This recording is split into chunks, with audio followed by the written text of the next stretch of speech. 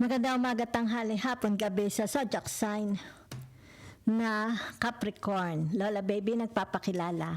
I will give you reading general po ito ha. Magsisimula ng May 12 to May 19. Okay, let's see the energies. Okay, surrounding you. Ano ang gusto nyong malaman? Okay?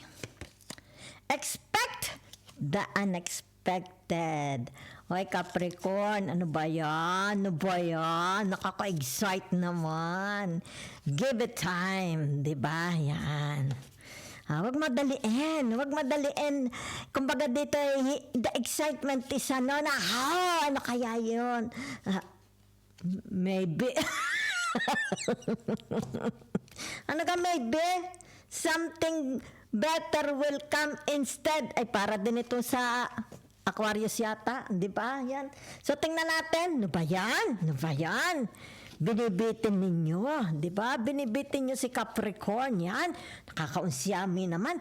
Basta hintayin na lang natin. Let's see the energies. Capricorn, yan. Okay? Saan ito? Kayo na lang bahala, ha? Saang area sa buhay ninyo ito? So, ibig sabihin, narito ang the strength. Okay? So, ibig sabihin nito yung tinatawag na disappointment. Nagkaroon ng tinatawag na hindi magandang resulta. Di ba? Na nauwi ito sa pagkadismaya. Di ba? Yan.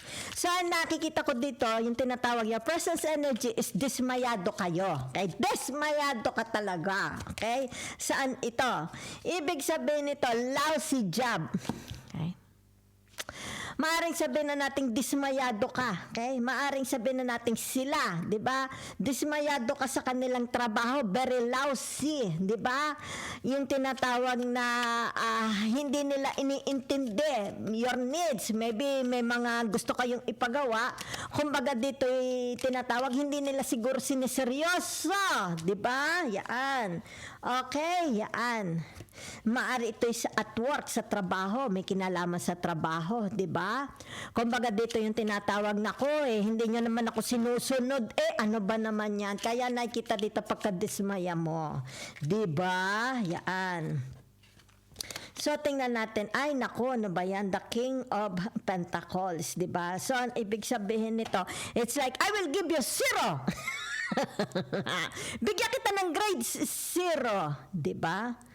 So, ibig sabihin nito, yung tinatawag na, yan ha, pagkadismaya. Yan ha, okay. Tinatawag na, hindi siya kontento, di ba? Maaring sabihin na nating maaring hindi siya kontento sa sweldo niya, di ba? Yaan. Hindi siya kontento sa kanyang pangarap, di ba? Yaan. Kumbaga dito ay naku ha, hindi ko gusto, di ba? Yung halimbawa sabihin na nating hindi ko gusto ang binigay niyong grade sa akin. Yaan, di ba? Ay sa harap na plus 10, ginawa mo plus 0, di ba? Yan, it's about tinatawag na pagkadismaya, di ba? So, disappointment yan, ha? Let's see the other energies para sa mga Capricorn. Okay? Kung ikaw naman ito, di ba? Ibig sabihin niyan, ikaw dismayado ka sa kanila, di ba? Yan, dismayado ka sa kanilang performance, di ba? So, the outcome, ibig sabihin nito, yan. Okay? It's like, wala, hindi mo to sinisino-sino, walang padrino, walang kaibigan, walang kapatid, basta pag 0-0. Ano ito? Yan, no? Ang iyong damdamin, okay? Ibig sabihin, katahimikan ng iyong damdamin. Diba yan, no? Blessings, yan. Mukhang, there is a sign, diba? You see a sign. I saw a sign. La la la la la la la la la la la. Oh, a sign, okay? So, ibig sabihin nito, it's like tinatawag, alay, go ahead na. There is a sign, diba? Yan, oh. Yan, give it. Yan ha. Ibig sabihin nito, you can go na, go, go, go! Diba? So, ano itong the lovers na ito? Okay? It's about your twin flames. Diba? Yaan. Ikaw, your twin flames. Pwede rin naman ito sabihin natin lesbian, babae sa babae relationship. Di ko po kayo, hindi po kayo minamaliit ha. Baka ito'y sabihin na natin, it has something to do about sexuality. Pero ito yung tinatawag, your twin flames. Yan ha? Okay. So, ibig sabihin nito, yan, it's like, nako, magaganap na, di ba? Kasiyahan. Magkakaroon na ng tinatawag, nako, matutuloy na rin, magkakaroon na rin ng kulay ang buhay ko, di ba? Maybe it has something to do about your education, di ba? Communication, foreigners, abroad, di ba? Whatever, investment, di ba? So, tingnan natin. Ibig sabihin nito, malalim ka mag-isip. Napakalalim mong mag-isip. Di ba? Yan. Okay?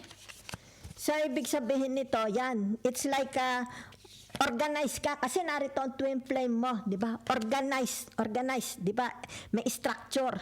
Malalim ka mag-isip. Kaya ito, ibig sabihin nito, blessings. Yan ha? Okay? Blessings. Mukhang nada po ang blessings sa inyo. Okay? Mukhang kayo meron ditong tinatawag darating na blessings ha. Okay? May darating pong blessings. Yan ha. Okay? Yan o. Kasiyahang malaki. Hintay-hintay. Okay?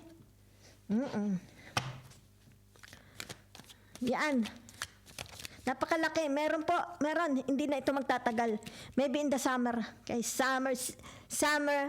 26. Okay? So, kasi naman ito. Yan ha. Okay? Ibig sabihin nito yung tinatawag mga taong inalis mo na sa buhay mo. Okay?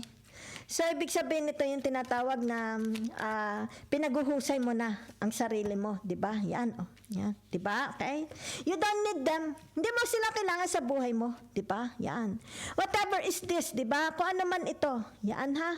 It's about you. Ikaw, kaya mo na ito mag-isa. Diba? Kaya mo ito. You don't need them. Hindi mo kailangan ng kanilang desisyon. Hindi mo kailangan ng kanilang opinion. Hindi mo kailangan ng kanilang tinatawag na whatever. Diba? Hindi mo sila kailangan. Kaya mo ito mag-isa. Yan, kaya mo ito. Mas tinatawag na, yan, kasi you have a twin flames, diba? Yan, it's about your inner self, di ba? So, let's see. Okay? The other energy. Para sa mga Scorpio. Capricorn, Lola. Yan. So, ibig sabihin nito, the Three of Wands. Okay?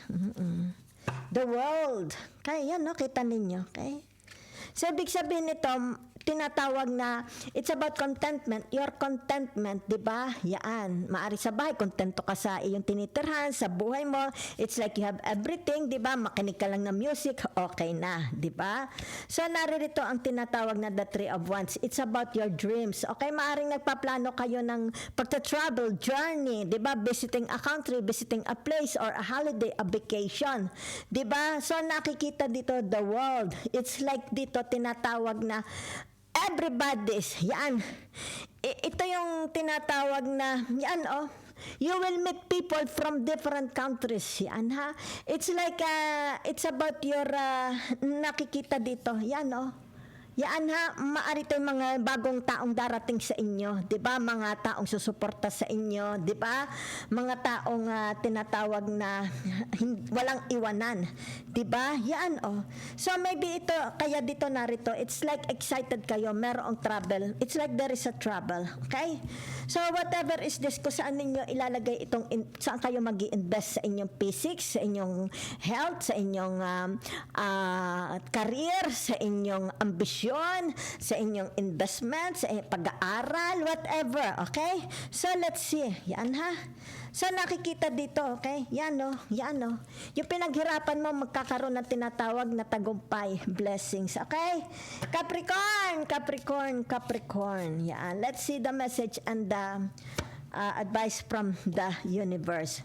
So, ibig sabihin nito, Capricorn, yan ha, tinatawag na, yan o, di ba? Maghasik ka daw ng, maghasik ka ng kabutihan, di ba? Yan o, maghasik ka, be a good, ito, mag-set ka ng example, others will follow you, di ba? Yan. So, ibig sabihin nito, kung ano man ito, di ba, iniisip mo, ina-attract mo, ayan na ha, okay? So, ibig sabihin nito, yung tinatawag, yan o, di ba? O, yan ha. Ibig sabihin nito, you're the ruler. You are the manifestor of your life destiny. Yan, okay? Ikaw na ito. Kung ano iniisip mo,